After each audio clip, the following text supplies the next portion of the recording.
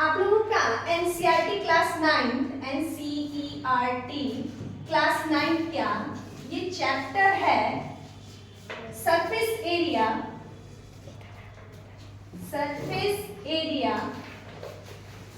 And volume. Surface area and volume, ठीक है ना, जिसको हिंदी में हम कहेंगे सरफेस एरिया एंड वॉल्यूम को हिंदी में कहेंगे क्षेत्रफल और आयतन। हाँ, आप लोग बोल सकते हो, आप लोग बोलने में कोई नहीं, क्वेश्चन पूछ सकते हो, कोई डाउट हो तो तुरंत बोल भी सकते हो। इसका ये मतलब नहीं हुआ कि मतलब रिकॉर्डिंग चल रही है तो आप लोग बोल नहीं सकते, ठीक है, आप बोल सकते, हाँ तो बस नहीं बोल सकते, ठीक है। Find the total surface area of a cone, it is slant height is 21 meter and diameter of its base is 24 meter. Clear? ये क्वेश्चन आप लोगों को अपनी बुक में मिला। ये कौन सी एक्सरसाइज का क्वेश्चन है आप जरा बताइए।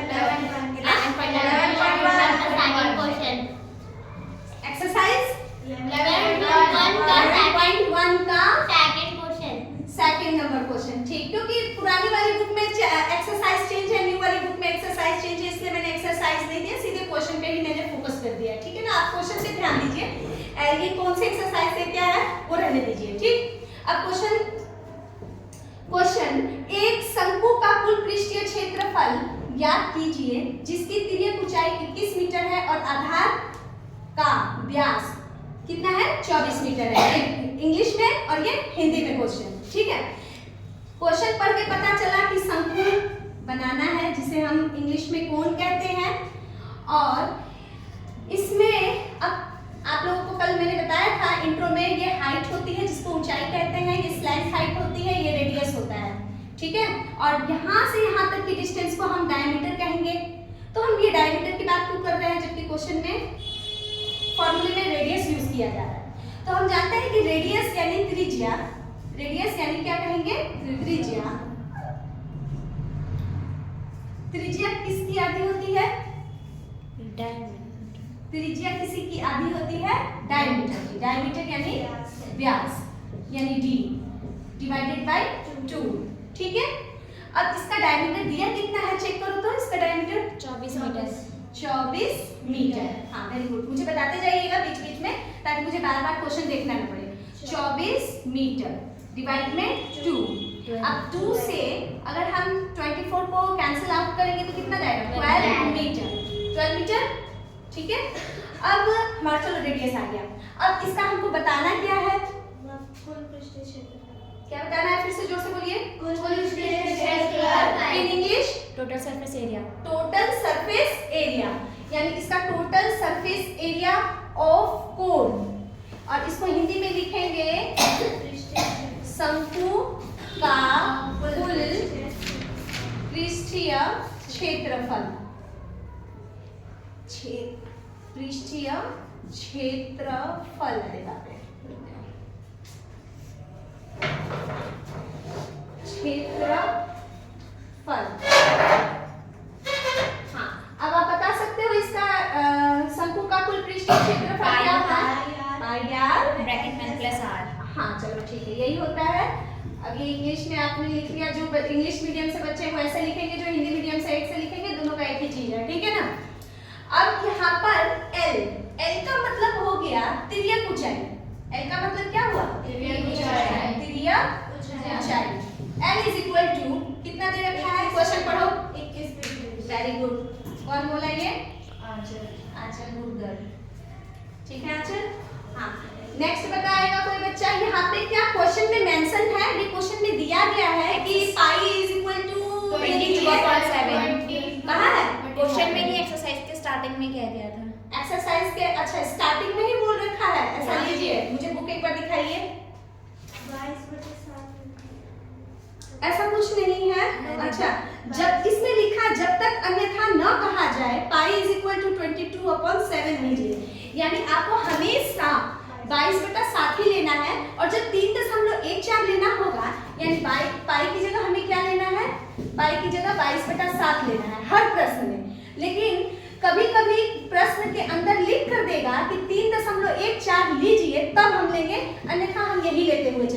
ठीक है ना, otherwise 22/7, 22/7 radius is equal to 12 metre, 12 metre, L is equal to 21 metre, 21 metre. देख लीजिएगा, आप लोग गलत देंगे तो आंसर गलत आएगा इसका। 12 मीटर, 12 मीटर, ओके।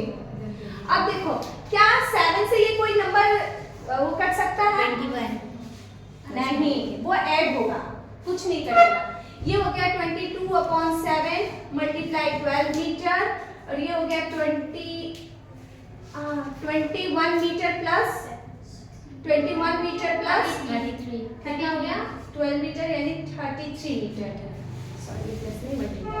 अब यहाँ से देखिए 7 से कोई भी नंबर क्या नहीं है, कोई भी डिविजिबल नहीं है। डिविजिबल का मतलब कोई भी विभाज्य नहीं है। तो आपका काम अब ये होता है कि आप 22 को 12 से गुना करें, फिर 33 से गुना करें, समझ में आ रही है ना बात? करके फिर उसको 7 से क्या करें, भाग करें। आपको मैं कहूंगी कि आंसर एक बार चेक कर लीजिए, फ्रैक्शन में दिया हुआ है या डेसिमल में दिया हुआ है, तब तक मैं गुना करती हूँ। कैसे गुना किया जाएगा? देखो एक और बात, गुना करने का सबसे बहुत आसान तरीका ये होता है, जब भी ये डबल डिजिट वाले नंबर होते हैं उसको नीचे लिखा करो, और जो डबल डिजिट वाले नहीं है उसको ऊपर लिखा करो, शायद आपका गुना आसान हो जाए। पॉइंट में आंसर है, पॉइंट में है, यानी 7 से डिवाइड हमें देना पड़ेगा। ओके, अब देखो 2 से 2 में गुना किया तो 4 यानी 12 दूनी 24। क्लियर? अब यही नंबर वापस रिपीट करना कितना आसान लगता है, लगता है कि नहीं लगता है? ठीक है, अब ये हमने गुना कर लिया 12 को 22 से, यानी 22 मल्टीप्लाई 12, क्लियर? 264। अब कौन सा नंबर रह रहा है? 33। इसको मल्टीप्लाई करो। हाँ, 3 चौक के 12 के 2, हासिल 1, 3 छक 18, 1 19, हासिल 1, 3 दूनी 6, 1 7, और ये हो गया क्रॉस। ठीक है, अब यही नंबर मैं रिपीट करूंगी, इतना दिमाग नहीं लगाऊंगी कि इसके आगे क्या होगा, क्योंकि ये भी 3 है, ये भी 3 है। 2 1, ये कितना जा रहा है? 70, और ये 8 7, यहाँ पे लिखेंगे 8 7 1 2 डिविजिबल बाय डिवाइड बाय 7, और m multiply m metre square. अब देखो हमेशा अपनी कॉपी को राइट में ही रफ किया करो, इस तरह से यहीं पे डिवाइड हो। ठीक है, बार बार पन्ना बदल के जो तुम लोग पीछे करते हो वो गलत है, टाइम लॉस। 7 1 7 यानी 7 1 7, 1 फिर ये 7 7 दूनी 14, फिर ये 3, फिर ये 1 7 1 की 7 चौक 28, 8 कितना हो गया? 11 में से 8 गया 3, और ये पेंसिल 2 है ना, 7 चौक 28, कितना बचा?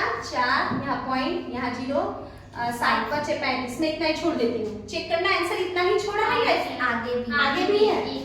एक और दिया है, चलो 35, यानी 40 में से अगर हम 35 को माइनस करेंगे तो 5 बचेगा, यहाँ पे 0 हम लगा सकते हैं क्योंकि डेसिमल लग चुका है, डेसिमल वाला डिवाइड सबको आ रहा है।